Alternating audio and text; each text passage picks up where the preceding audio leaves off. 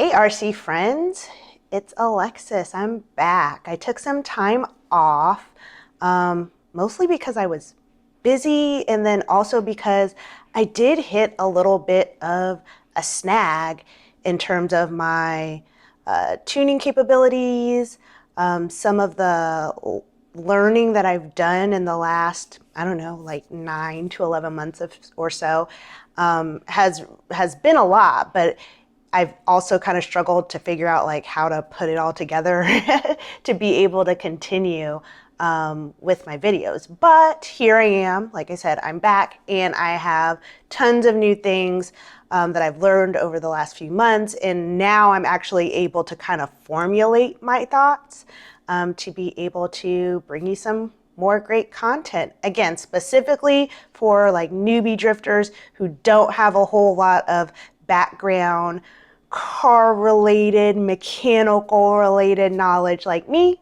but still have a really strong interest in getting into RC, specifically RC drifting. So what am I going to talk about with today's episode? Knowing the lingo, common questions that guys usually like ask when they're meeting a new driver, just to kind of get to know them in terms of their drifting, in terms of their car and what's bringing them into the hobby and what their like current status kind of is. So I'm just going to kind of dive right into it. There are some key common questions that I hear all the time, and now I'm going to tell you kind of how to answer them, or at least shed some insight on what the questions mean and again, how to answer them. So the first one is kind of a basic one. The first question that a lot of guys always ask when they meet somebody new is like, what chassis are you running? Or you're sitting, you know, and you pop the body off of your car and the guy doesn't know you. So he's like, oh, what chassis is that? That's kind of an easy one. They're asking about your chassis. So in a general sense, you can just tell them what chassis you're running. Like in my case, I still am loving and working with my MST RMX 2.5 RS, but little hidden detail, they also may want to know, or I guess I should say things that you can also say are whether it's stock or whether there have been any additional upgrades to the chassis since you put it together. Because, you know, RC drifting guys like to geek out on stuff like that. So that's question number one, like what chassis are you running? Question number two, this is the one that got me for a while until I was able to understand what they mean. Classic question, what electronics are you running? So when somebody asks that, and again, this is for newbie drivers that might not have that same type of mechanical or car related background. So there's usually 4 major things that somebody wants to know when they ask the general question, what electronics are you running? They want to know details about your motor, your servo, your gyro, and your ESC. And details might just be like the brand, model number, and like a basic, you know, information. And the basic information might even just be like in the model number itself. If they want to know something else in terms of electronics, usually like the person will ask, but the general question when somebody says it, and you're going to hear it in like a general conversation, or somebody is going to ask you, and I swear they're going to ask it just like that. So what electronics are you running? Yeah, just like that. Those are the 4 things that they mean. Again, motor, servo, ESC, gyro. So like for me, the motor that I'm running in the MST is the AccuVance Align, or sorry, the AccuVance Agile. I don't know why I see that word all the time and I always say Align.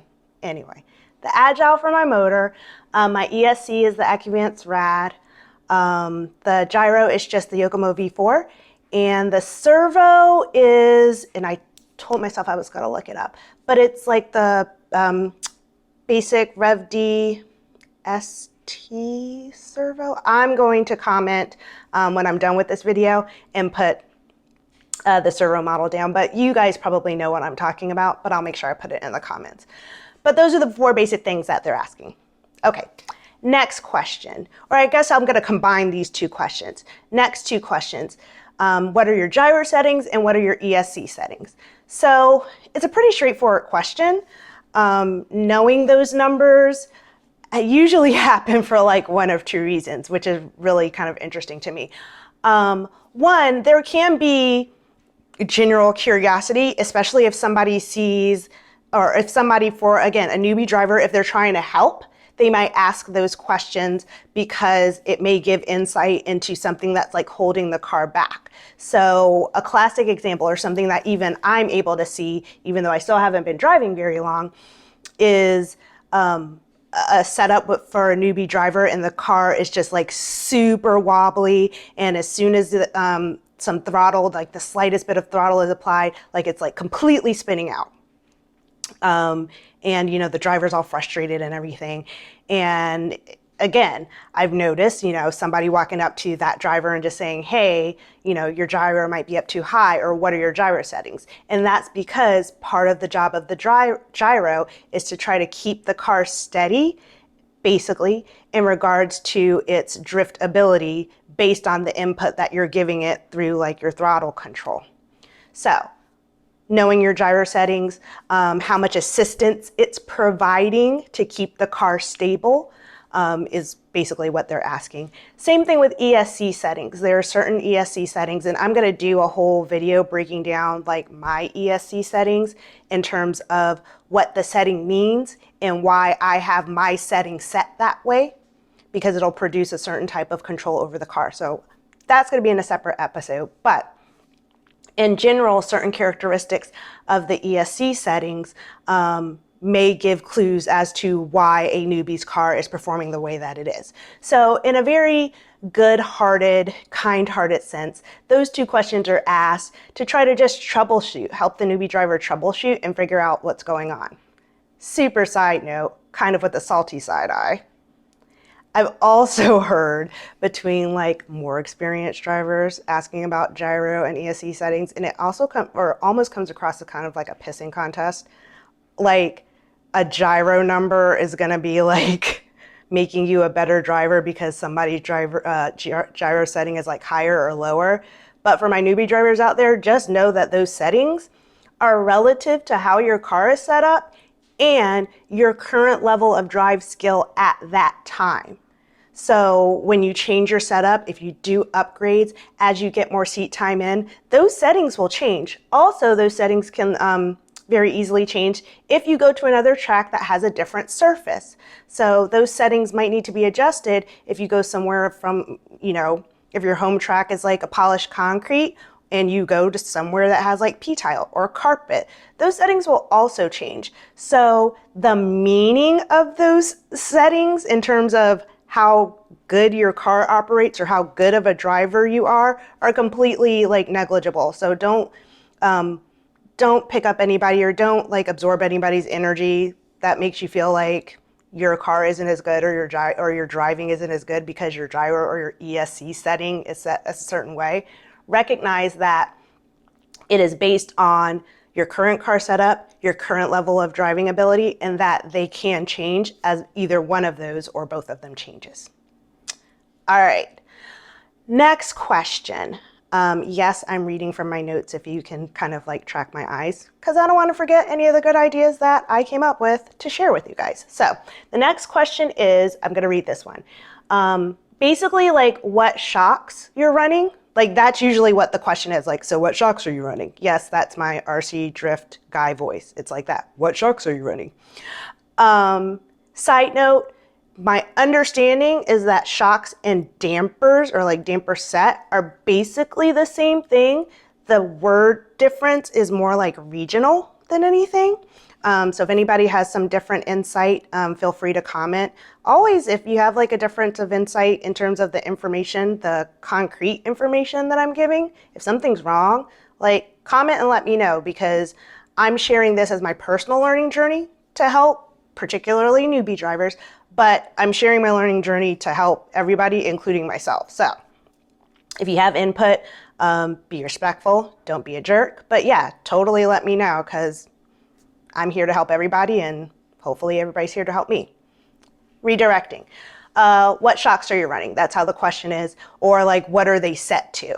So usually this is going into, again, it can be like the brand. So like, you know, It can be your stock shocks that came with your chassis, something like Yokomo Big Bores or like Nerds, something like that. So it can be like the actual like model type of shock. But a lot of drivers, especially as you get better, they'll want to know like the details behind the actual build of that shock. So they'll want to know things like spring tension, the viscosity or the weight of the oil that you're running, possibly like how the piston on the inside is set up, how many holes are drilled into the inner components to allow like oil to flow more or less, you know, in terms of viscosity, to help with overall like shock performance. They're asking about details like that. Again, why? As a newbie driver, you usually don't get people asking those like specific details about shocks. Usually when they ask you, they just want to know like your the basic model number and maybe like the shock or maybe like the spring tension, nothing more. But as you get more experienced, more of those details, again, can go two ways, can go to mostly having a conversation to help improve overall performance of your car and its drivability. But there can also be this little weird side of like this competitiveness of how a shock is built makes, you know, something. I don't know. Don't listen to those people. And you'll know who they are when they start talking. They sound really like egotistical and catty. Just don't pay attention to them. All right. And then the last question is basically like, what diff are you running? So diff is like your differential. And usually, again, for newbie drivers, it's going to narrow down to, again, the model number, but the main characteristics is whether like it's stock or not, whether it's the stock diff that came with the chassis or whether you upgraded it. And then whether or not like the inner components, whether it's like ball-based, gears-based, whether it's spool and its characteristic or locked, meaning like the right and left sides don't move necessarily independently of each other. At least that's my understanding. So that's about it. Common questions so that you feel more comfortable knowing the basic specs of your car so that you can have basic conversations, start knowing the lingo, being able to talk to people more confidently about your car and driving, and be able to listen in on conversations because you never know what tips you can pick up that you can apply to your car and your driving to help you be just better overall as well. So, hope this helped. Go out there, like just kill it on the track. Keep doing what you're doing. Don't give up. And I'll talk to you guys soon with another cool topic.